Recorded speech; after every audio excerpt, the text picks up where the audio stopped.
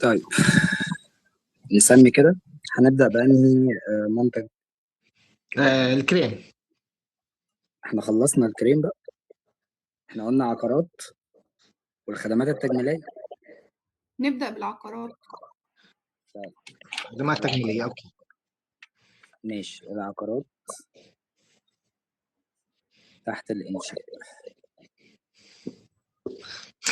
ماشي، نسمع أستاذ نور الأول. بس انا كتبت عن شيء تاني. ما احنا قلنا هنكتب الاثنين. والله طيب. انا اسف، انا فكرتك بتحكي انه اعملوا كل واحد الكريم كيف شايفه طيب. بده يسوقه. ماشي، عقبال ما تعملها مين جاهز العقارات دلوقتي؟ أنا انا ممكن اسف. أعمل عقارات، بس يعني هو أنا مش بفهم في العقارات قوي، بس حاولت يعني أجتهد شوية. ماشي، ما أنا عايز المحاولات دي. تمام. طيب أوكي. يعني عايز بس الباقيين يقفلوا المايك علشان نسمع أستاذة مي، ما يبقاش فيه صوت. بس مش عايزك تخافي، تمام. موضوع سهل. 4 أوكي. أسئلة بنجاوب على كل سؤال فيهم، فبنطلع بريف. تمام. واغلطي عادي. تمام. طيب ماشي، قولي لي، أنا معاكي أهو.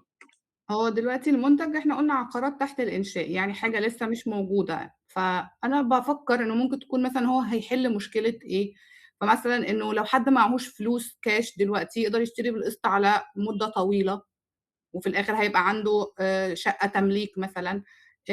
ممكن تدّي لو مثلًا لو الوحدة جاهزة، فمثلًا بتبقى أنت محكوم مثلًا هو اللي موجود مثلًا دور معيّن أو ما فيش تشطيب، فأنا مثلًا لو هاشتري حاجة لسه تحت الإنشاء أقدر أنا أختار الدور بتاعي، أختار نوع التشطيب، يعني يبقى عندي فرصة اختيار أكتر.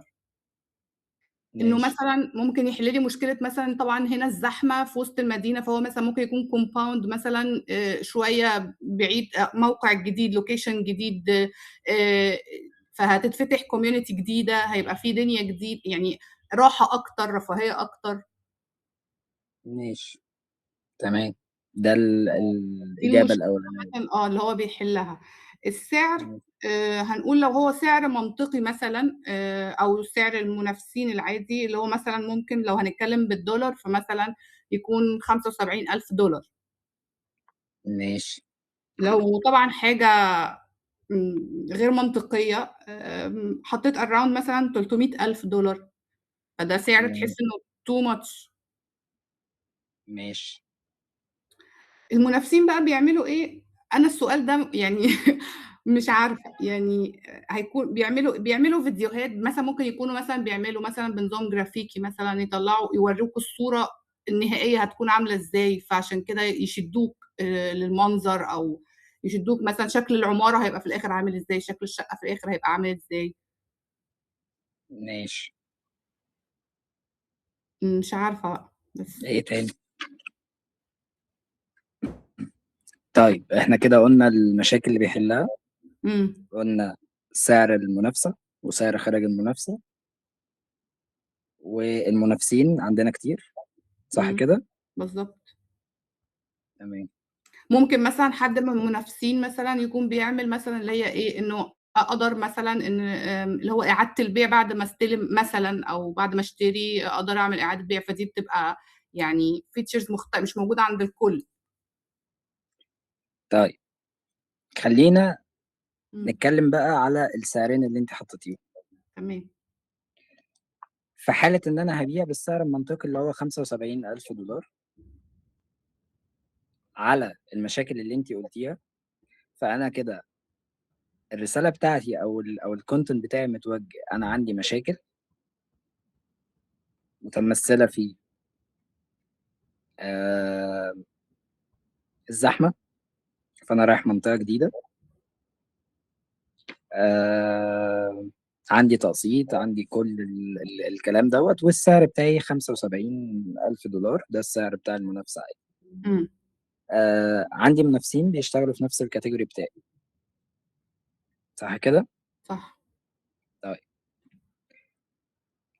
في الحالة دي أنا هدرس كل المنافسين أو كل البروكرز اللي شغالين، وابتدي إن أنا أطلع نقط بيعية أبيع بيها. إمم. حلو كده؟ تمام. طيب الفئة اللي أنا هشتغل عليها في $75,000 دول، هشتغل على فئة عمرية من كام لكام، والفئة دي بتدور على امتلاك ولا بتدور على استثمار، وفي حالة إن هما بيدوروا على امتلاك فالظروف بتاعتها عاملة إزاي. يعني خلينا ناخدها كده واحدة واحدة. إمم. أنا دلوقتي عايز الوحدة دي امتلاك، تمام. ماشي، أنا اللي هسكن فيها يعني، إمم. سعرها $75,000. إمم. الفئة العمرية اللي هتبقى عايزة بتدور على شقة هيبقى من 25 سنة مثلًا لحد 50، 40 مثلا، 40 مثلًا. صح كده؟ 40. إمم. إمم.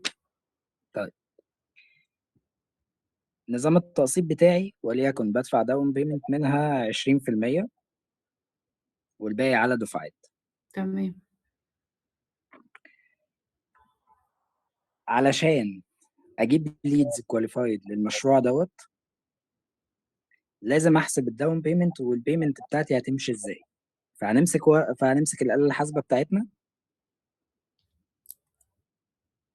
وهنقول $75,000 في 20% الداون بيمنت بتاعي يعني $15,000. مضبوط. تمام. إمم. باقي عندي $60,000 هقسمهم مثلا على 5 سنين اللي هو زي اي بروكر شغال. إمم. فانا كده عندي في السنة هيدفع لي $12,000. $12,000 دول هقسمهم على 12 يعني كل شهر هيدفع لي $1,000. مضبوط. صح كده؟ صح. تمام. $1,000 اللي حضرتك بتحكي فيهم دول علشان اجيب لها اودينس فبعمل حسبة الDBR بتاعة البنك المركزي. بمعنى إمم. البنك المركزي حاطط DBR اللي هو عبء الدين لأي فرد 40% من الدخل بتاعه. ال يعني 40% ال1000 دول متمثلين. إمم. ال 40% دول واحدة واحدة كده. ال ماشي. 40% دول ده الحد الأقصى ليك كحد ائتماني في البلد تاخد عليه قروض أو لون أو تمويل استهلاكي. فمثلا لو أنت مرتبك $7,000 استحالة أحط عليك أقساط في الشهر أكتر من $2,800. إمم. تمام كده؟ تمام. ليه؟ ال60% دول أساليب يعني ده حضرتك مصاريف معيشتك أنت. صح. إمم. هتاكل وتشرب وتلبس وتروح شغلك وتيجي من شغلك. معايا في الحسبة دي؟ معاك. طيب فاحنا قلنا أنا كده محتاج منك $15,000 مقدمة و$1,000 كل شهر. إمم. طيب $1,000 اللي حضرتك هتدفعها دي هتبقى من الDBR بتاعك. تمام. يبقى أنا محتاج أجيب ليدز الدخل بتاعها من أول $7,000 فيما فوق. إمم. طب فيما فوق دي مفتوحة؟ لا.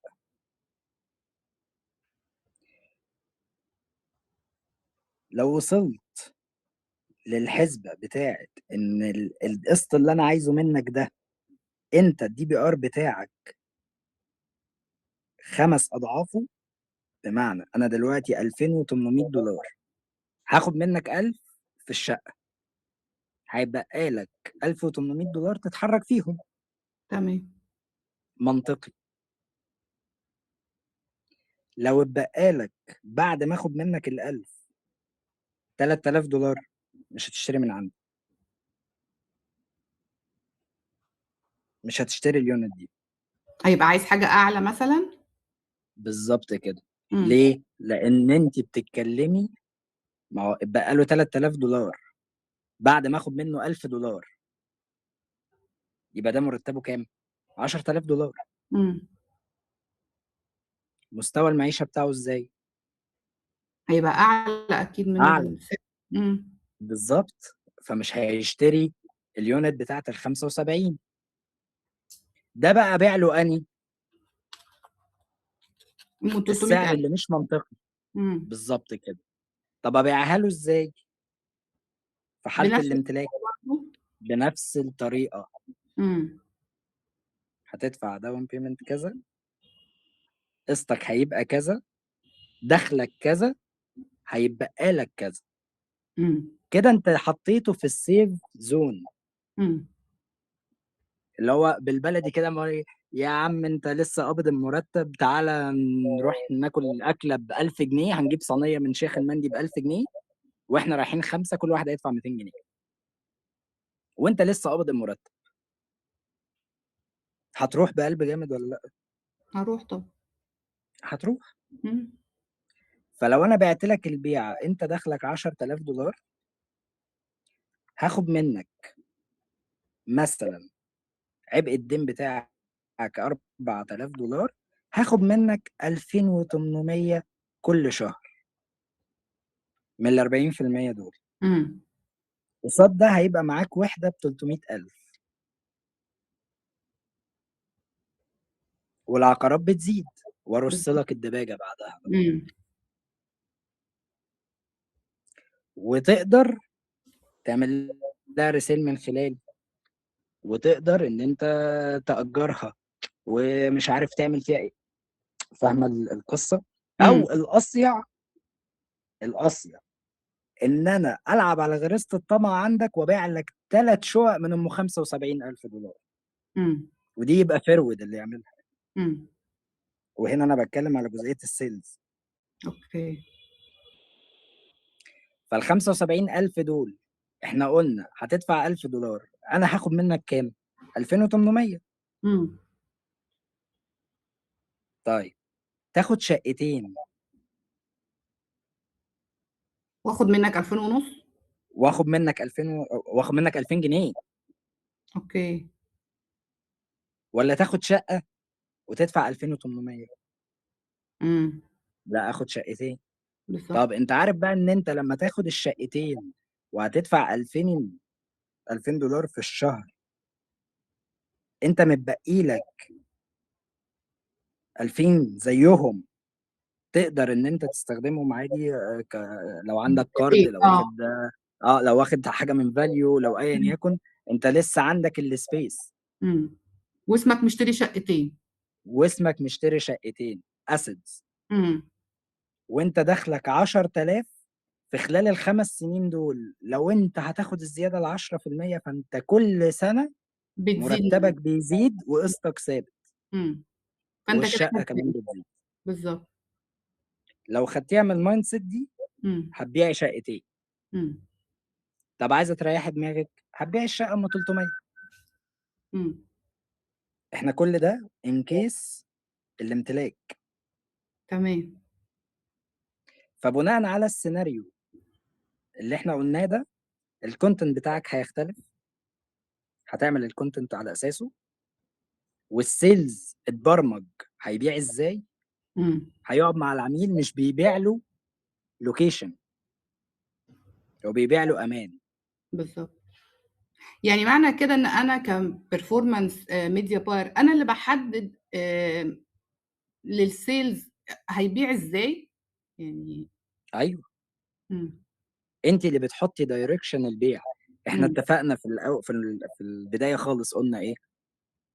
صاحب الbrand أو صاحب المشروع أو الحاج صاحب الليلة، كل اللي يهمه أنا حطيت جنيه هيرجع لي كام.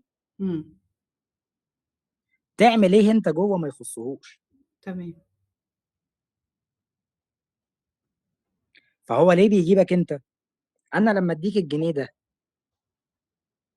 هتجيب لي كام قصاده؟ والله أنا هاجيب لك 10 جنيه. 10 جنيه profit. إمم. كل جنيه باصرفه اعلانات بيجيب لي 10 جنيه قصاده. فاجي انا البرفورمانس اقول لك عشان هعمل ده انا هاخد بقى من ال 10 جنيه اللي طلعوا لك دول هاخد منهم 4 جنيه. تمام. هيقول لك خلاص خد. إمم. فتعالي قيسيها بقى في السكيل الكبير، براند بيصرف 100,000 جنيه هيرجعوا له 400,000 جنيه. اما تروح انت تقول له انا هاخد منك في الشهر 40,000 جنيه هيقول لك لا. لأ هيوافق طبعًا. بالظبط. إمم.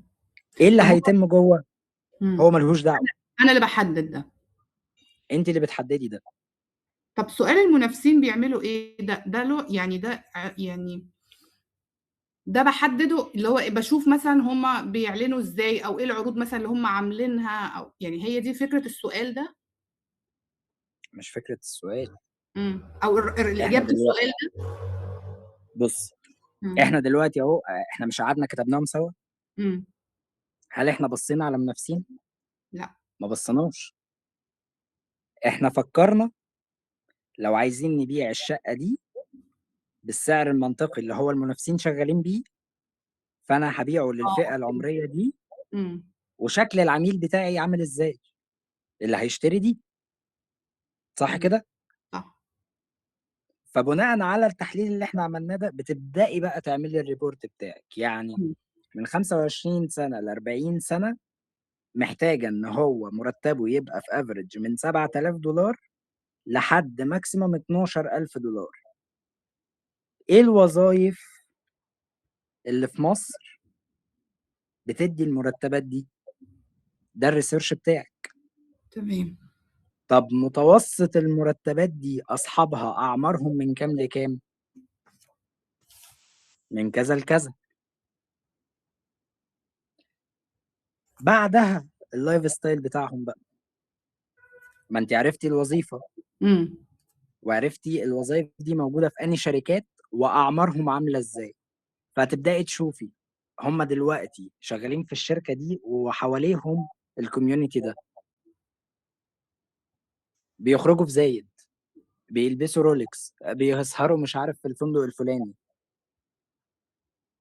فابتديتي تجمعي الداتا بتاعتك. تمام. تعليمهم شكله عامل إزاي، مش خارجين مدارس حكومة. أكيد.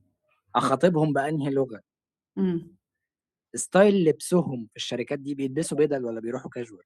إمم. بيصيفوا فين. ليه.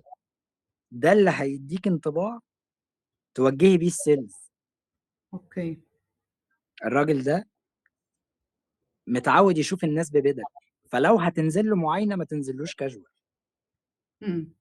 مش هيستعنيك اصلا. صح. الراجل ده الدايره بتاعته في النادي الفلاني،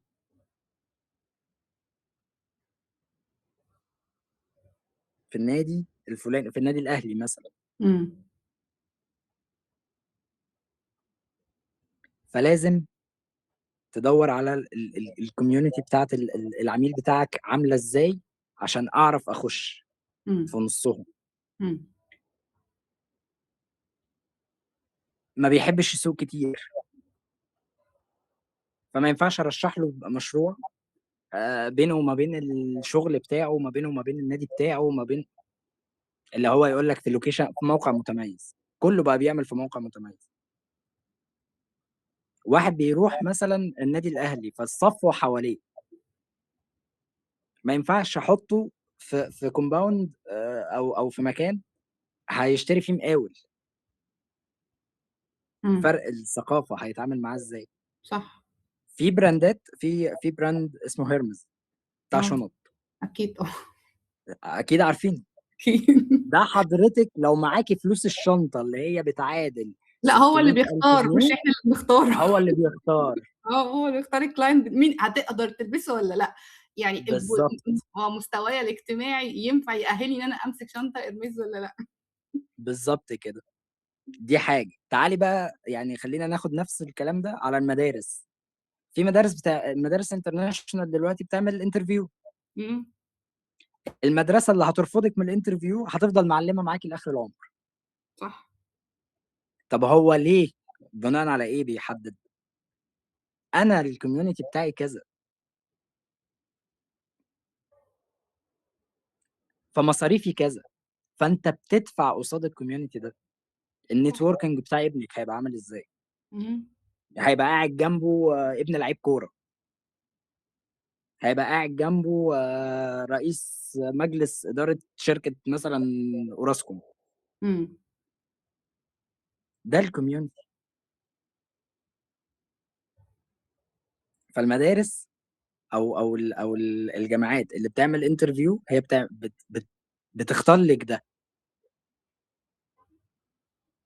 هل دول بتشوفي لهم إعلانات؟ لأ. لأ. أنا معايا خلاص الcategory بتاعي، هاعمل لك interview، والله أنت مش مناسب، ليه؟ أنا مهندس ومش عارف إيه وبتاع، لأ والله، أصل أنا عندي جوّه ابن الخطيب، مش هينفع أقعّد ابن المهندس جنبه. تفرقة عنصرية، تفرقة عنصرية، تمام ما عندهاش مشكلة. تعالي بقى في مصاريف المدرسة دي، هتلاقيها بالاسترليني أصلًا. بالضبط. هو هنا مش بيبيع لك فلوس. يعني بمعنى أصح لو أنت حاطط في دماغك إن concept كلّه بالفلوس، لأ هو هنا بيقول لك لأ مش كلّه بالفلوس يا معلم. معاك فلوسها وعايز تشتريها ومش هادّيها لك.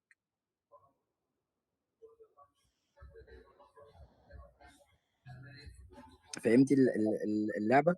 آه. في الحالة دي لو وصلت لها إمم. هتقدري تبيعي بالسعر اللي أنتِ عايزاه. أوكي. فنرجع تاني،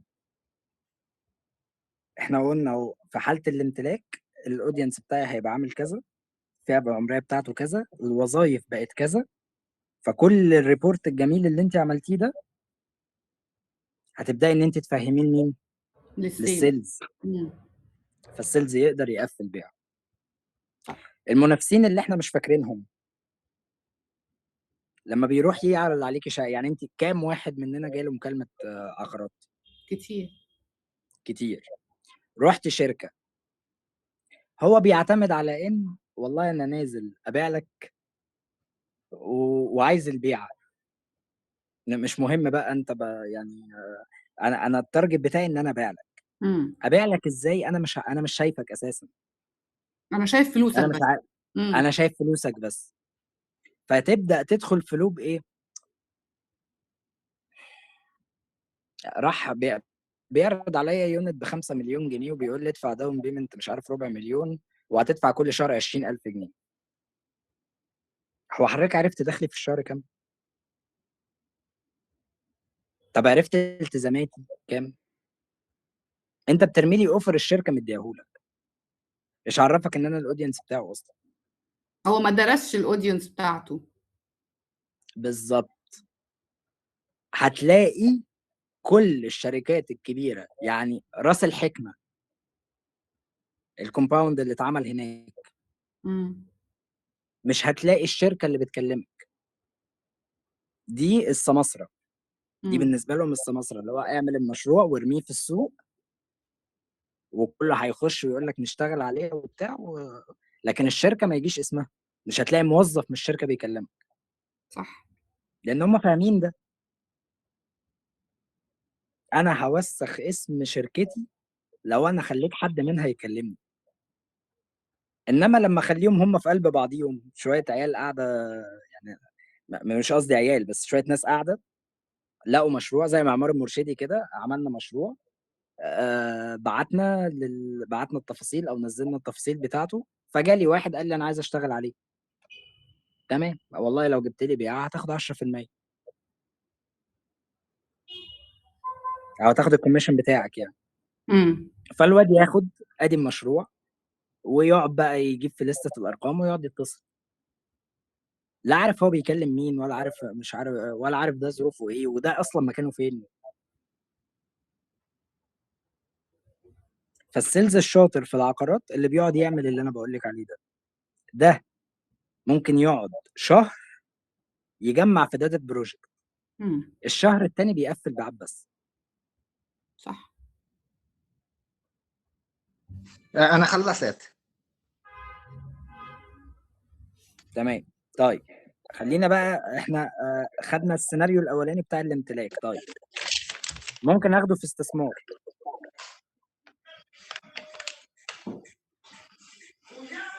صح كده؟ الاستثمار بمعنى انه اشتري واجره مثلا. واجر وكل الكلام الجميل ده. مم. خليني بقى اقول لك تحدي احلى. مم. انت قلتي لي اعلى سعر بالنسبه لي $300,000. مم. ليكي مني زياده عليه، هخليهولك $600,000.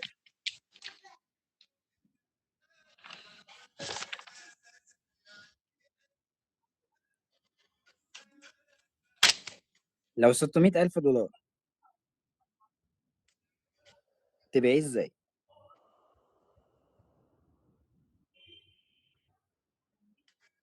هيتباع برضو بنفس نظام التقسيط، لكن الفئة العمرية هتبقى مختلفة، مش هتبقى فئة يعني كده. احنا بنتكلم في فئة عمرية أكبر بقى، اللي هو لا ده يبقى استثمار. لا لا لا خالص. هتقدري تبيعيه للدول اللي عملتها اقل من الدولار، اكتر قصدي من الدولار. اوكي. يعني على سبيل المثال $600,000 دي لو رحتي بعتيها في الأردن، الدولار عندهم بدينار، امم فبالنسبة له أنت بتقولي له $600,000. اوكي، بس لازم كده يكون في بلده الأسعار أغلى من كده عشان يرضى يشتري، عشان يحس بإنه في فرق، صح؟ وفي الحالة اللي احنا فيها دي، حالة يعني الحالة اللي موجودة يعني ربنا يعديها على خير، بتاعت الحرب دي، امم نفس القصة. أنت بتبيعي له أمان. تمام. القصد من الكلام إن أنت كل كيس تدور بتقعدي على تدوري لها على حلول، اوكي. بتقعدي تدوري لها على طريقة، امم عشان كده سعرك عالي. اوكي. طيب أستاذ نور، اه حبيبي. قول لي. مستر. هلا انا اللي اشتغلت عليه اللي هي المنشآت تحت الانشاء، العقارات تحت الانشاء. طيب طيب هلا بدي امشي زي ما انت حكيت لنا بالاول، بدي امشي خطوه خطوه. اللي هو انت ماشي. حكيت اللي 4 خطوات، يحل مشكله وسعر مناسب والمنافسين، ولماذا يباع هذا المنتج. هلا بالنسبه للمشكله التي سوف احلها، كيف يعني كيف بدي امشي على الخطوات التاليه. اول شيء انه بذكر انه المال او الفلوس بالبنك مع الوقت بتقل قيمتها، اما العقار لا بزيدها وبيحفظ قيمتها. هاي بحل اول مشكله لإله. ماشي. العقار الجاهز بتكون غالي جدا وبدها مبالغ ضخمه بسرعه، يعني تدفعها فورا. تحت الانشاء لا، بيوفر لك خدمه دفع مرنه تناسب الدخل. ماشي. هاي كمان مشكله. شراء عقار لما يكون على ورق بكون بالسعر الادنى، وعنده لما تسلمه يستلمه بيرتفع اقل شيء 20-30%. ماشي. طيب هلا بالنسبه خلصنا المشكله وحلولها. بالنسبه للسعر المناسب، اول شيء ما بعلن لا عن طب السعر. طب خليني اقول لك حاجه في موضوع المشكله دي. اعتبرني انا عميل. اه طب انا دلوقتي عندي مشكله يا استاذ نور، اضمن منين ان انت هتسلم في الميعاد؟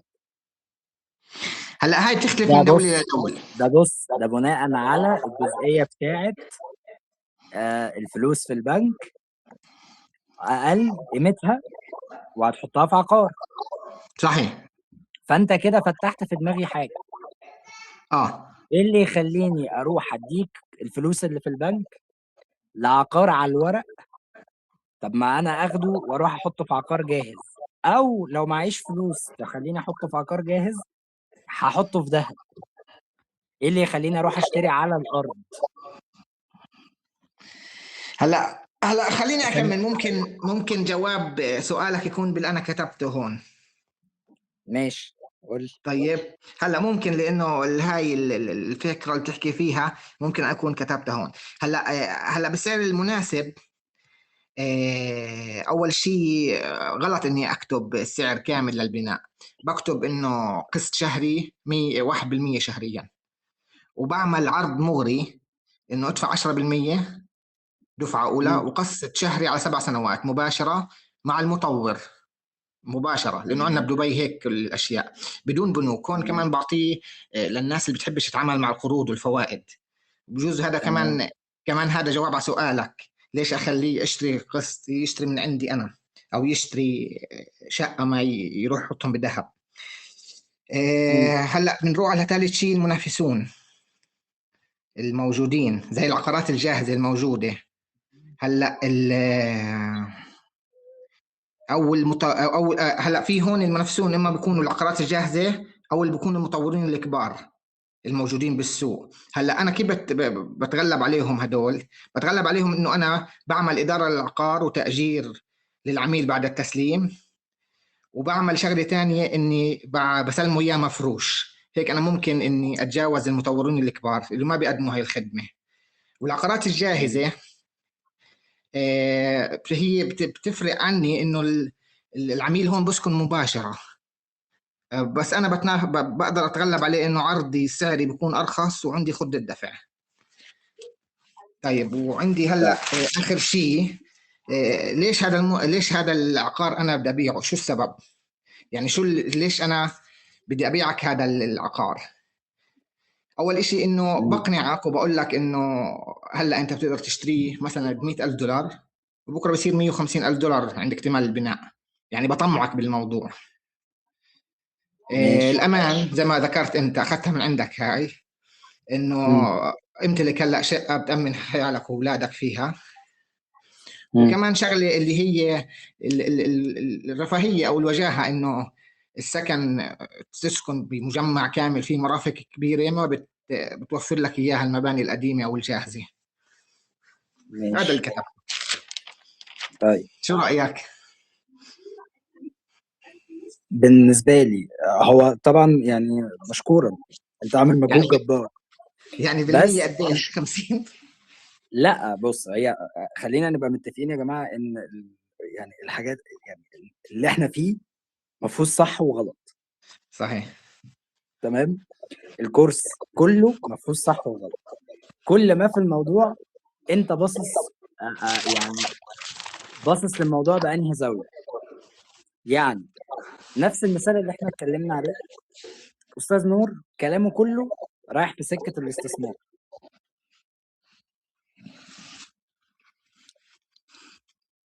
انا لما اتكلمت وخدنا المثال من استاذه مي، احنا خدنا له اكتر من مصدر.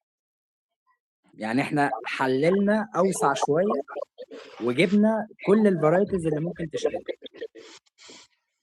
استاذ نور ركز على حته او فئه معينه اللي هي عايزه تستثمر، بدليل ان هو بدأ معايا الكلام وقال لي بدل ما انت حاطط فلوسك في البنك وفلوسها بتقل او قيمتها بتقل، هتحطها في عقار.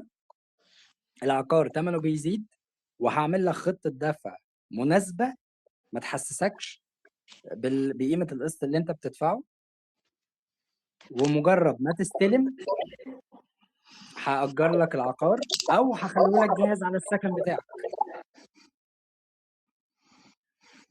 فهو بادئ معايا الموضوع كاستثمار.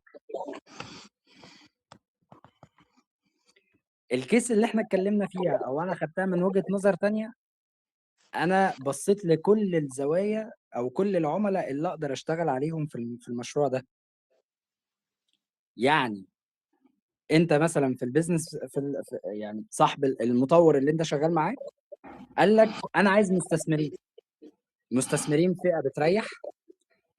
ده راجل مش هيخنقك في مواعيد استلام، بالنسبة له هو واخدها استثمار بنسبة كبيرة، مش هيسكن فيها.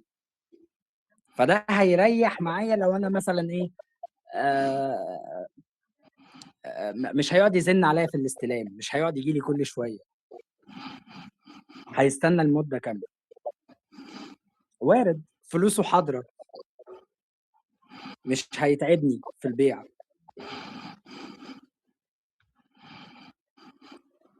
طيب المنظور اللي احنا بصينا له، معانا فيه المستثمر ومعايا فيه اللي عايز يسكن فيها، الشاب اللي عايز يسكن فيها او يتجوز فيها او يستقر فيها. فانت منظورك صح ومنظور استاذه مي صح، بس انت هتشتغل ازاي على الاودينس ده؟ يعني انت بناء على الخطوات اللي انت كتبتها او اجاباتك على الاسئله، قول لي بقى الاودينس اللي انت هتشتغل عليه. فئته العمريه، الفئة العمرية هلا راح ومتوسط. تكون متوسط، راح اه تكون من 30 ل 65. تمام. بالنسبه للبيمنت بتاعك، محتاج دخله اه يبقى في افريج كام؟ الدخل يعني انا كاحكي لك عندنا هون بدبي ولا بشكل عام؟ في دبي ماشي. بدبي في دبي انت متوسط الرواتب عندك كام؟ عندنا متوسط الرواتب 15,000 درهم. اه صح كده؟ واحنا صح. بنبيع واحنا بنبيع بكام السعرين بتوعنا؟ سعر سعر اليونت العقار كامله. اه سعر العقار بتقدر تحكي 500,000 درهم، 800,000 درهم. 800,000 درهم. اه ومتوسط الرواتب 15,000 درهم. امم طيب عندكم عبء الدين زينا في مصر هنا؟ كيف يعني؟ ولا يعني احنا عندنا في مصر علشان تاخد قرض او تاخد تمويل او تاخد بطاقة ائتمان ايا يكن، اللي هي التسهيلات بتاعة البنوك، امم بيبقى ليك 40% من الدخل الشهري بتاعك. هلا انتوا بحاله انك عندكم تاخذ. هلا عندنا بنوك، بس اغلب المطورين هون انت بتتعامل مع المالك مباشره عن طريق شيكات بدون عن بنوك. طريق شتات. طيب اه خلاص، يبقى احنا كده متوسط الرواتب بتاعتنا 15,000 درهم. صح. بعد ما اخصم مصاريف المعيشة، ممكن يقدر يوفر منهم كام؟ 5,000. 5,000 درهم. طيب 800,000 انت محتاج منهم داون بيمنت كام؟ 10%؟ 10%. دول 80,000 على جنب. ماشي، يبقى لي كام؟ بيضل لك 720. 720,000 درهم. اه هقسط على كام سنة؟ الخمس على 7 سنين؟ سنوات. 7. 7 سنين. ماشي، يبقى أنا عندي في السنة 102 و860 درهم. امم صح كده؟ على 700. ما احنا قلنا 720 بعد 720 ما صح. ادفع بعد ما ادفع الداون بيمنت بتاعك صحيح. على ال7 سنين، طلعت معايا 102 857 درهم. مزبوط. تمام، في السنة الواحدة. على ال صح 12 8571. صحيح. 8571. حضرتك قلت لي 15,000 ده متوسط الرواتب، هذا وبعد للوافدين ما فقط. يخرج مصاريفه مم. تمام ماشي. 15,000 ريال، 15,000 درهم، هوفر منهم 5,000. صحيح صح كده؟ يبقى انت صحيح. كده استحالة الوافدين تشتري منك. مزبوط. هيك الوافدين ما راح، مش راح استهدفهم اصلا. بدي استهدف رجال الاعمال وموظفين براتب عاليه. تمام، علشان يدفع لك 8,571. صحيح النسبة اللي انت حددتها من المتوسط دي، يعني 15,000، انت قلت لي يقدر يوفر 5,000 اللي هي بتعادل 30% من الدخل. صح صحيح كده؟ صح. طيب 8,581 في 30 على 100.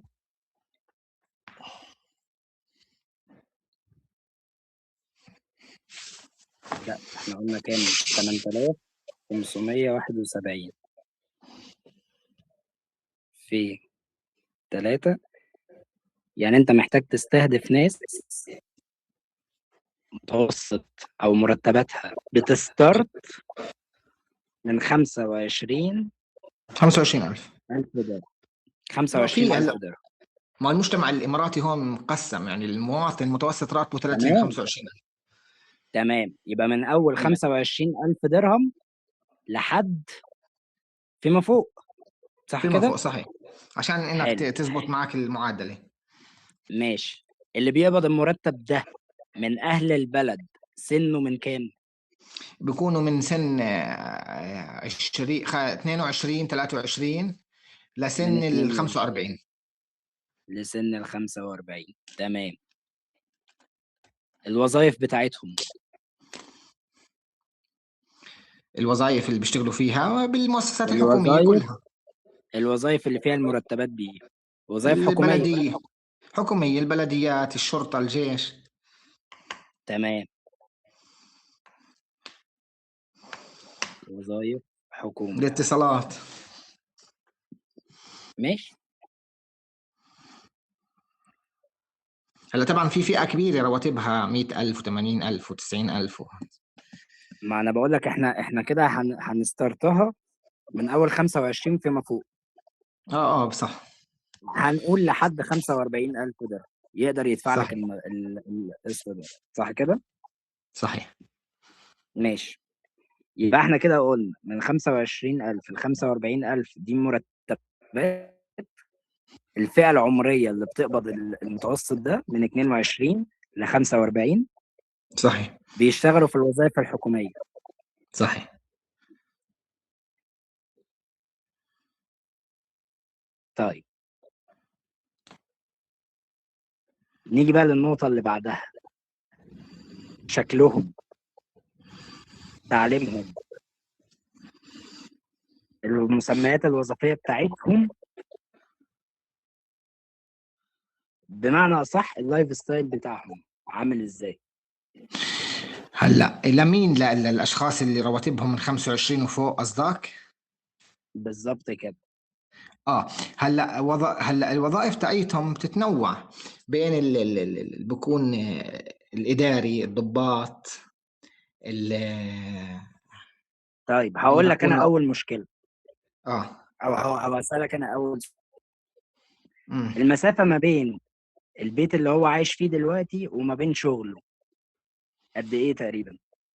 هلا في لانه الامارات هون في اهل راس الخيمه بيشتغلوا بابو ظبي، واهل الفجيره بيشتغلوا بابو ظبي، فبتكون المسافه فيها ساعتين، ساعه ونص. طبعا انا بحكي لك عن 50% من اللي بيشتغلوا بالحكومه بيعانوا من بعد المسافه. كل اماره اللي بيشتغل بالاماره نفسها بتكون المسافه بس نص ساعه لربع ساعه فقط. حلو. طيب أنت لو الكومباوند بتاعك في نفس الإمارة اللي هو شغال فيها مش هيشتري. صحيح إنما لما تبيع لبتاع الفجيرة في أبو ظبي صح هتبيعها له من المسافة، أنت بقيت أقرب للشغل.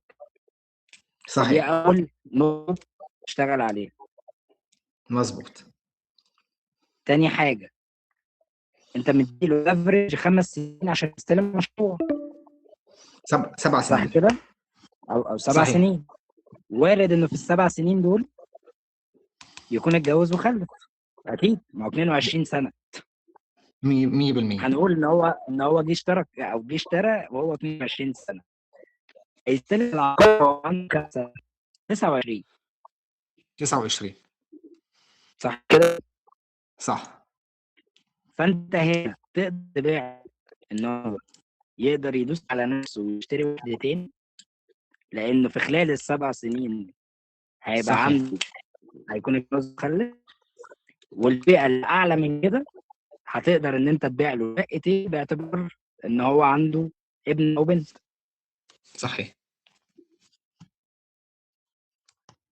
فأنت كده بقى عندك نقطتين تبيع بيهم وتزود البروفيت بتاعك.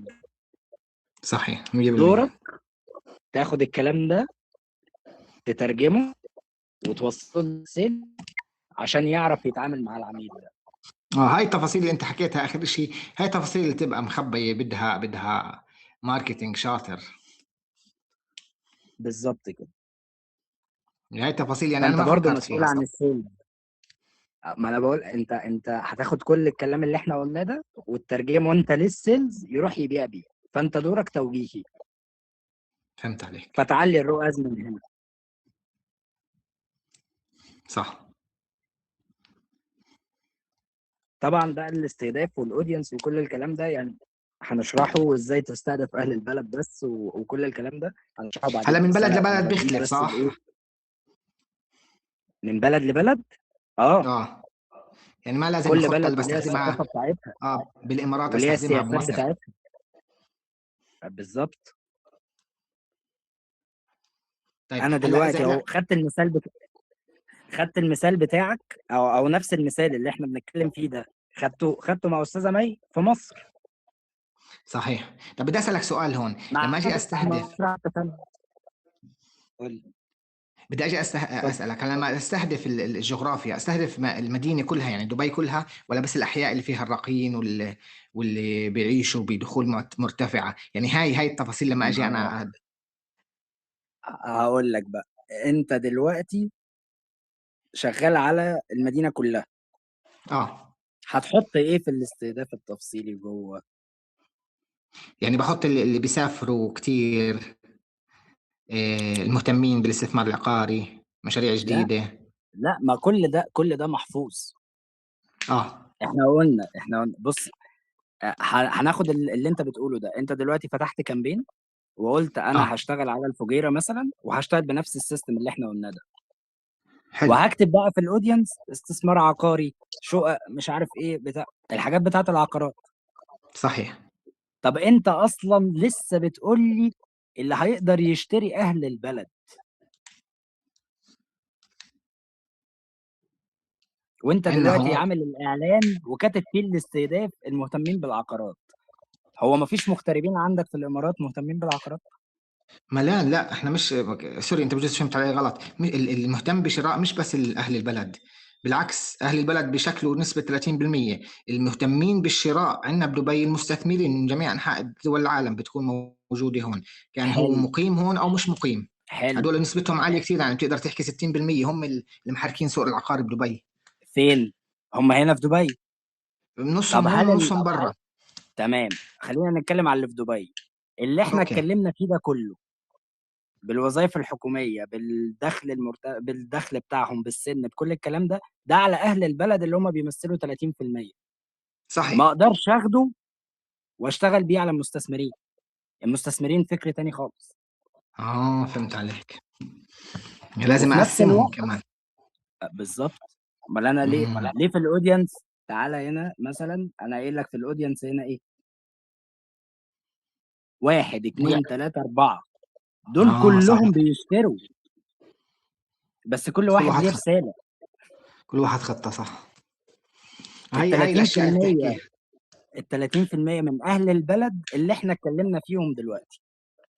طب عايز اه اروح للمستثمر، المستثمر هو ماله؟ هو المرتب بتاعه 25 ولا 45، هو مش بيتكلم معاك في ده خالص، هي تعرف ولا انت هيفرق بتحكي، معاه هو في ابو ظبي وانت مديله العقار في اماره تانية. انت هاي التفاصيل اللي بتحكي فيها هي الاغلاط اللي بتصير، عشان هيك المنتج او الخدمة او العقار ما بينجح تسويقه، انه ما نكونش منتبهين على هاي التفاصيل احنا. ما هو بالظبط. انت دلوقتي اهو خدتها من يعني، انت خدت التفاصيل اهي، ورحت قلت لي انا هفتح اعلان على الاماره كلها وهشتغل. الرساله اللي انت شغال بيها لو انت خدت كلامي ده وطبقته بالحرف على اللي انت عايز تعمله، مش هتنجح. صحيح صحيح. هتلاقي هلا انا نفسك بتبيع لاهل البلد. وصلتني الصورة صح. طيب عايز تبيع بقى في المانيا، عايز تجيب مستثمر من بره، ما لازم صحيح. تشوف اللي في المانيا ده ايه ظروفه. ده عايز استثمار ولا هو عايز مثلا مكان يشتي فيه؟ نفس فكره السياحه في البلاد. الناس بتيجي 100% مصر صح. من اوروبا علشان الجو ساقع. صحيح. وبيجيها كل سنه، اكيد مش كل سنه بيجي يتفرج على الهرم. لا مظبوط. فهمت اللعبه ازاي؟ طيب يعني اللي بيجي من الهند بيجي عشان حاجه معينه. فانا لما اشتغل في قطاع السياحه وعايز اشتغل على الهند واشتغل على الاردن واشتغل على عمان واشتغل على اكتر من دوله، كل دوله ليها رسالتها، صحيح. مع انه هو نفس المجال، انا ما خرجتش براه. يعني باختصار لازم كل شيء اقسمه وافصله، ما اخذ كل شيء بشكل بالظبط، عام. عشان كده قلت لك في الاول انا واستاذه مي بصينا على الموضوع بمنظور اوسع، في حاله الامتلاك وفي حاله الاستثمار، وخدنا كل كيس فيها فصصناها وهنشتغل على السوق المصري. فهمت في الحاله عليك. بتاعت لما انت جيت تتكلم، اتكلمت من وجهه نظر الاستثمار. استثمار صح. لما قعدنا نحللها مع بعض لقينا ان هي مش استثمار. تخيل بقى، صحيح. لانك لما صحيح هتيجي طيب. هتبيع لاهل البلد، والميزه اللي انت هتبيع بيها ان لو انت شغال في ابو ظبي وساكن في اماره تانية وانا المشروع بتاعي في ابو ظبي، انت هتيجي علشان انت محتاج تيجي، مش هتيجي عشان استثمار. صحيح، لحاجه. فكده امتلاك. لحاجه معينه صح. شفت الموضوع كبير ازاي؟ لا لا كبير والله، يعني لما دخلنا بالتفاصيل تفرع كتير، يعني زي صار شجره هلا. ده كده بس سريعا. احنا لو دخلنا في تفاصيل اعمق بس يعني خليها دي في المحاضره الجايه. احسن علشان لانه ايه؟ سطلنا. انت هتلاقي الدماغ سخنت دلوقتي لان ايه الداتا كبيره. صحيح. هو مستر صراحه، هاي الماركتينج، هو هذا الماركتينج صراحه، مش انه بس نزل بوست وموله وبس. ما انا بقول لك احنا في الاساس فرع من فروع. وعشان كده مظبوط. انت هتطلع يعني الناس اللي عايزه تشتغل فريلانس اللي هتطلع من الكورس مش هتلاقي شغل هنا مثلا في مصر كتير. لانه بيشتغلوش بهاي الطريقه. ما بيشتغلوش بالطريقه دي، وزي ما قلت لك انت واحد بتاع ارقام، فهتدخل تاخد رقم محترم، هتاخد بما يعادل 2000 و5000 دولار. يعني ولو انت يعني لا. وفي نفس يعني الوقت لما احكي للشخص انه انا ادفع لي هون 100,000 دولار بجيب لك مليون بدلها، بكون قد كلمتي. بالظبط. شفت بقى اللي احنا اتكلمنا فيه ده. صحيح. تعال انت مثلا بتقول لي طب انا عايز اشتغل فريلانس، اللي انا حكيت لك معاه في العقارات. دلوقتي لو انت رحت جبت شركه بتاعت عقارات انت عايز تشتغل معاها فريلانس، وهنتكلم اه بناء على التو سلايدز او التو موديولز اللي احنا اتكلمنا فيهم. انت دلوقتي صحيح. عرفت يعني ايه بيرفورمانس، وابتديت عرفت. دلوقتي تاخد البيزنس وتجاوب على الاربع اسئله بتوعك، والمنظور بتاعك بقى 1 2 3 4. على اخر الدبلومه انت هتروح تدي بروبوزل للشركه دي، عرفت ازاي صحيح. تدرسها وعرفت الاودينس بتاعها ايه وتحللها ازاي وتشتغل معاهم على مشاريع عامله ازاي، واديتهم خطه فور فري يا سيدي. صحيح. الشركه هي اللي هتجيبك. صح، هذا الشغل البروفيشنال صح، وهون بيهتموا بهذا الاشي بالظبط. اكثر من الشغل العشوائي. لما هتروح بقى يعني ربنا يكرمك كده وتشتغل في مكان بالبروبوزل ده، هل هيبقى عندك وقت تاخد براند تاني اصلا؟ لا صراحة، لانه هذا راح بده وقت كبير عشان انا انجزه. ما بزبط بالظبط. اخذ 3 4 شركات واشتغلها. ده البرفورمانس، بتنزل بتاخد اه رقم كبير بس احنا مش هتطلع من البيزنس ده ومسؤول عن كل خطوه اه فيه. صراحة المثال هذا اللي بتحكي فيه فتح لنا اكثر اشياء. يسلموا. حبيبي. طيب احنا ايه فاضل عندنا؟ ايه اخر واحد؟ الخدمات التجميليه، مش هنزعل الاستاذه مي. قولي لي انا وصلت فيه ايه؟